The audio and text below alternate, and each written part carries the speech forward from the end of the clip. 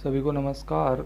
मैं ललित जांगीड़ मेरे YouTube channel LG online tutorial में आप सबका हार्दिक स्वागत करता हूं। आज के इस वीडियो में मैं कोरोना महामारी से संबंधित कुछ शब्दार्थ, हिंदी इंग्लिश शब्दार्थ लेकर आया हूं और इन शब्दार्थ की यदि पीडीएफ चाहिए तो डिस्क्रिप्शन बॉक्स में लिंक दिया हुआ है, जहां से आप डाउनलोड भी कर सकते हो। तो आइए शुरुआत करते हैं। पहला शब्द पैंडेमिक, जिसका मतलब होता है महामारी।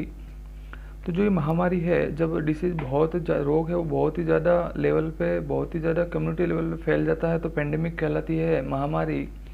इसके मैं 3 वर्ड एक डिफरेंस बताना चाहूँगा। एक वर्ड होता है एंडेमिक, एक होता है एपिडेमिक। अब समझना, जो ये एंडेमिक है ये एक बोल सकते हो कि जो रोग है एक पर्टिकुलर एरियाज के अंदर फैलता है, क्षेत्र के अंदर फैल जाता है तो वह एंडेमिक कहलाता है।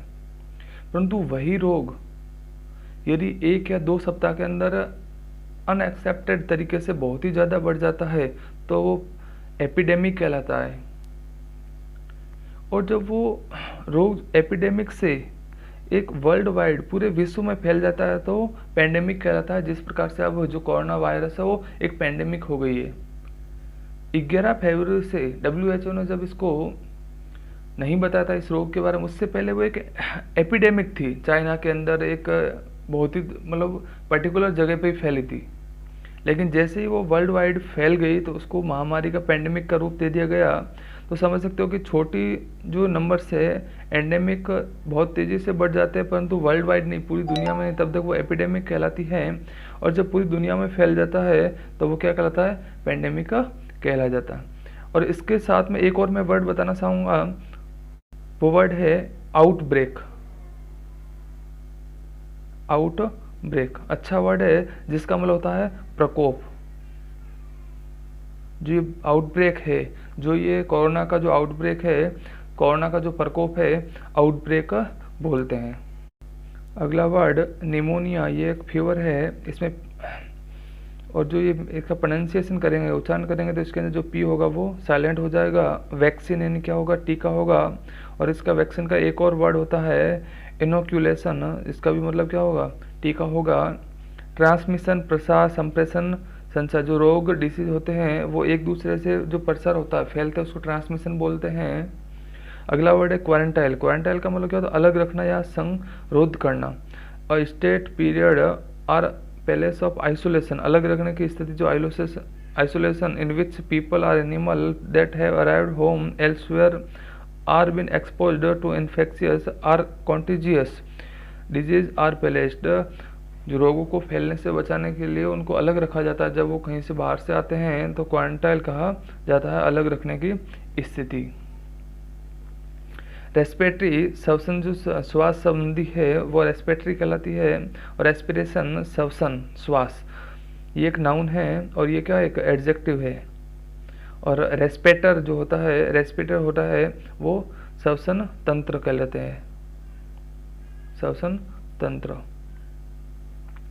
एक्यूट रेस्पिरेटरी एक डिजीज है, उसके अंदर क्या होता है, a sudden condition in which breathing is difficult, एक ऐसा रोग जिसके अंदर अचानक से श्वास लेने में तकलीफ होती है। ऑक्सीजन लेवल, जो ऑक्सीजन का लेवल है, is blood dropped lower than normal, जो नॉर्मल ब्लड के अंदर ऑक्सीजन का लेवल है उस नॉर्मल से बहुत ही कम तेज़ी से गिर जाता है, नॉर्मल होता है उससे भी कम हो जाता है, तो एक्यूट रेस्पिरेटरी जो डिसीज कहलाता है। कॉन्टेजियस, जो संक्रामक होते हैं, जो एक दूसरे को कॉन्टेक्ट करने से, संपर्क में आने से फैलते हैं, कॉन्टेजियस कहलाता है। Capable of being transmitted by bodily contact, शारीरिक रूप से जो संपर्क करने के बाद विद एन इन्फेक्टेड पर्सन और ऑब्जेक्ट, जो संक्रमित व्यक्ति या वस्तु के संपर्क करने से जो फैलता है, कॉन्टेजियस कहलाता है। सैनिटाइज मतलब होता है सफाई करना, साफ सुथरा बनाना। जो सैनिटाइजर वर्ड है वो सैनिटाइज से बना है। और सैनिटेशन होता है सफाई व्यवस्था, क्लीन करना, डिसइंफेक्ट करना, सैनिटाइज का ही वर्ड है। जूनोटिक, पशुजन्य रोग, पशुओं से फैलने वाले रोग जूनोटिक कहलाते हैं। Relating to a disease that is transmitted between animal and people, zoonotic कहलाते हैं। पशुओं के द्वारा जो रोग फैलते हैं उनको जूनोटिक कहते हैं। अगला वर्ड है, अच्छा वर्ड है स्टॉक पाइल। भविष्य में खतरे को देखते हुए वस्तुओं को बचा कर रखना। भविष्य में इन फ्यूचर कोई भी ऐसी इमरजेंसी लगने की संभावना है तो लोग वस्तु को इकट्ठा कर देते हैं, कलेक्ट बहुत लार्ज अमाउंट इकट्ठा कर देते हैं, तो स्टॉक पाइल कहलाता है। इंग्लिश में समझ सकते हो, collecting large amount of items for future is often in emergency. Fomite जो संक्रमणी पदार्थ होते हैं उसको फॉमिट बोलते हैं। प्रिकॉशंस पूर्वाधानी, जो पूर्व सावधानी बरतते हैं भविष्य को देखते हुए कि या फिर भविष्य में आने वाले खतरे को देखते हुए पहले ही जो सावधानी रखी जाती है वो प्रिकॉशंस कहलाती है। रैंप अप बढ़ाना होता है, और बढ़ाने को दो इंग्लिश की दो इंक्रीज होता है और इनहेंस भी होता है।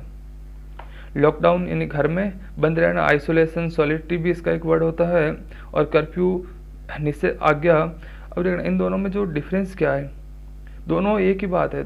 दोनों में जो सिटीजन्स होते हैं, जो सिटीजन मतलब क्या होता है, नागरिक होता है। सिटीजन नागरिकों को जो होते हैं उनको घर में बंद रहने की हिदायत दी जाती है, परंतु जो लॉकडाउन होता है, लॉकडाउन के अंदर कुछ ज़रूरी जो वस्तु होती है वो उपलब्ध रहती है, परंतु कर्फ्यू के अंदर वो भी बंद हो जाती है।